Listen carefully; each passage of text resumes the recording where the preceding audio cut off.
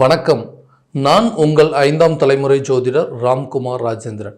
இன்னைக்கு நம்ம பார்க்கக்கூடிய தலைப்பு மேஷராசி அன்பர்களுக்கு 5ஆம் இடத்தில் நடக்கவிருக்கும் சதுர் கிரக யோகம். 4 கிரகங்களுடைய கூட்டு பயிற்சி.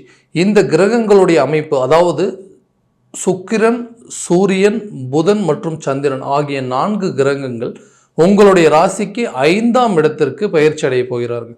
ஸோ இந்த 1/8/2024 சுக்கிர பகவான் சிம்ம ராசிக்கு பயிற்சி அடைகிறார். அதே போல் 6/8/2024 சந்திர பகவான் சிம்ம ராசிக்கு பயிற்சி அடைகிறாருங்க.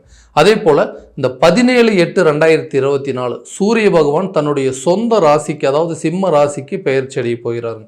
அதே போல் இந்த 31/8/2024 புதன் கிரகம் தன்னுடைய ராசியிலிருந்து, அதாவது 5ஆம் இடத்திற்கு பயிற்சி. இந்த 4 கிரகங்களுடைய கூட்டு அமைப்பு, அதாவது மேஷராசி அன்பர்களுக்கு 5ஆம் பாவமான பூர்வ புண்ணியஸ்தானம் புத்திரஸ்தானத்தில் நடைபெறவிருக்கு.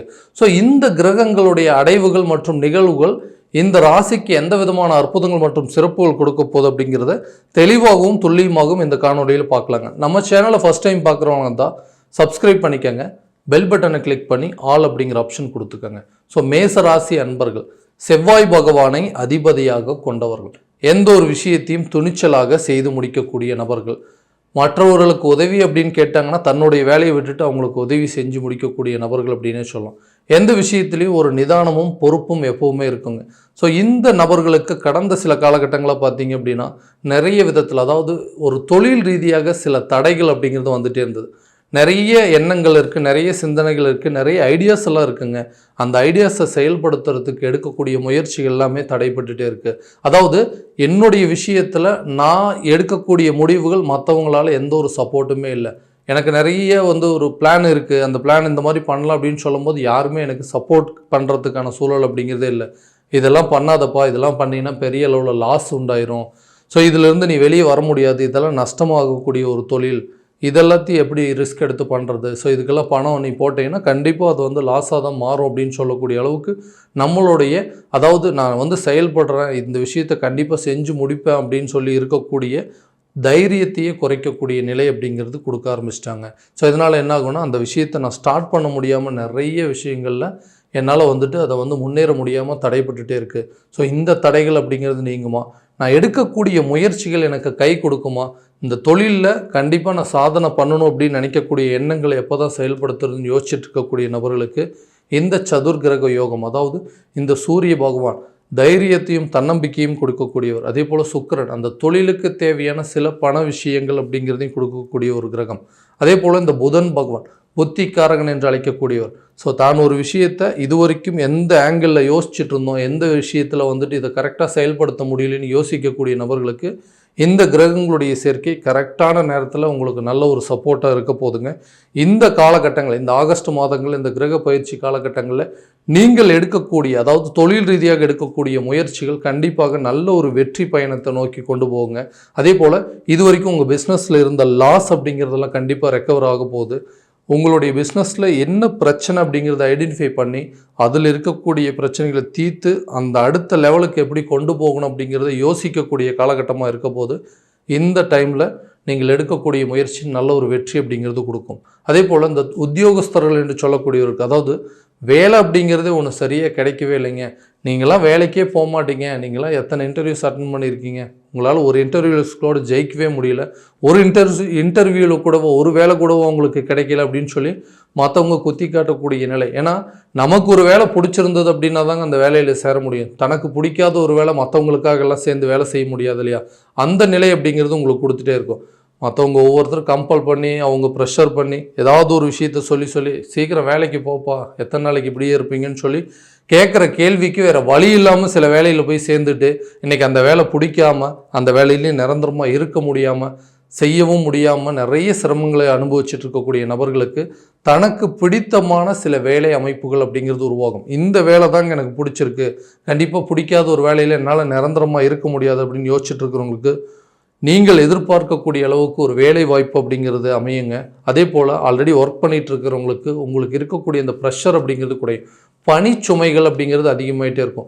நிறைய வேலைங்க. அதாவது ஓகே நமக்கு ஒரு அடிமை சிக்கிட்டாங்க, எல்லா வேலையும் இவங்க தலையில் கட்டுங்க, இவங்க எல்லாத்தையும் பார்த்துக்கோங்க அப்படின்னு சொல்லி மற்றவர்களுடைய வேலையை நம்ம தலையில் திணிக்கக்கூடிய நிலை அப்படிங்கிறது தான் கடந்த சில காலகட்டங்களில் போயிட்டு இருந்ததுங்க.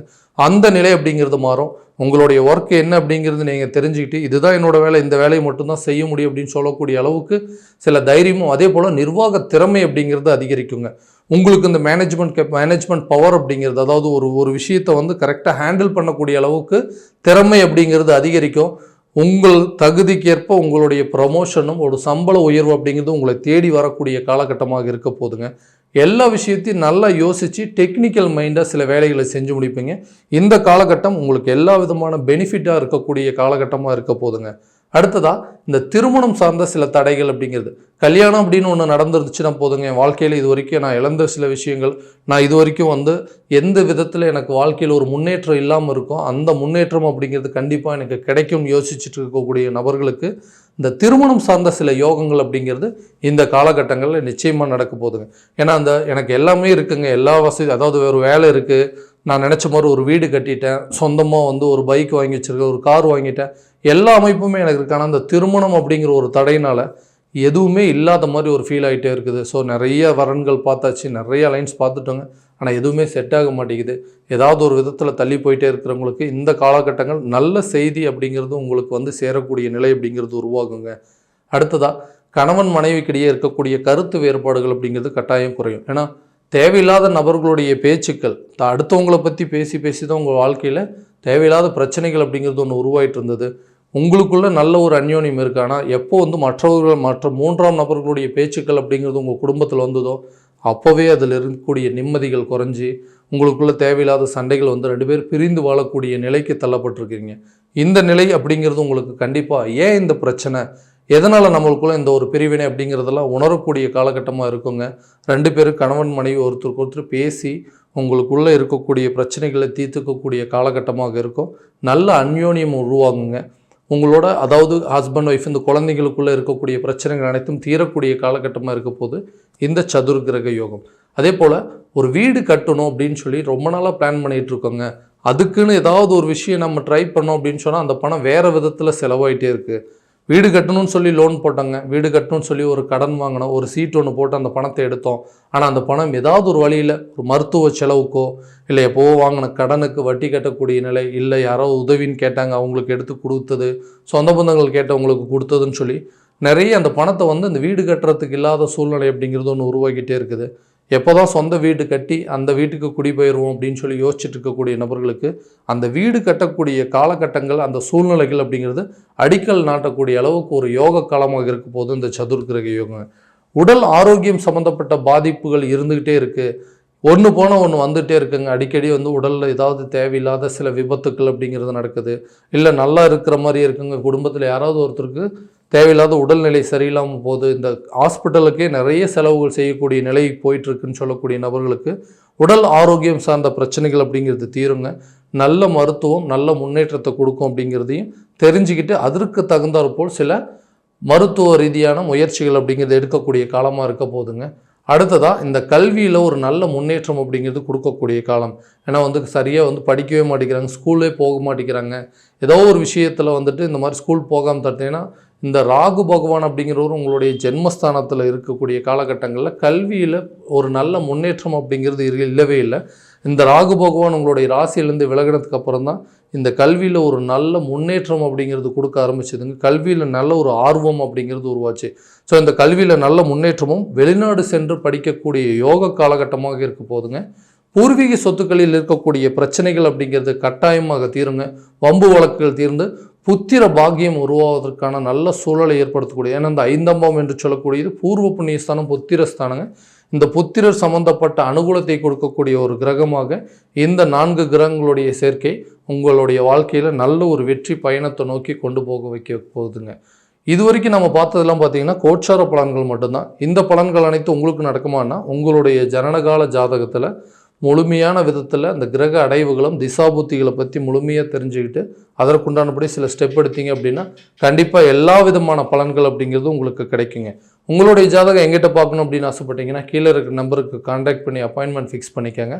அப்படி இல்லையா உங்களோட ஜாதகத்தை வாட்ஸ்அப் மூலமாக அனுப்பிச்சி வச்சிங்க அப்படின்னா தெளிவான முறையில் கணிச்சு துல்லியமான பலன்கள் அப்படிங்கிறது உங்களுக்கு தெரியப்படுத்தப்படுங்க. மீண்டும் அடுத்த காணொளியில் உங்களை சந்திக்கும் வரை உங்களிடமிருந்து விடைபெறுவது உங்கள் ராம்குமார் ராஜேந்திரன். நன்றி.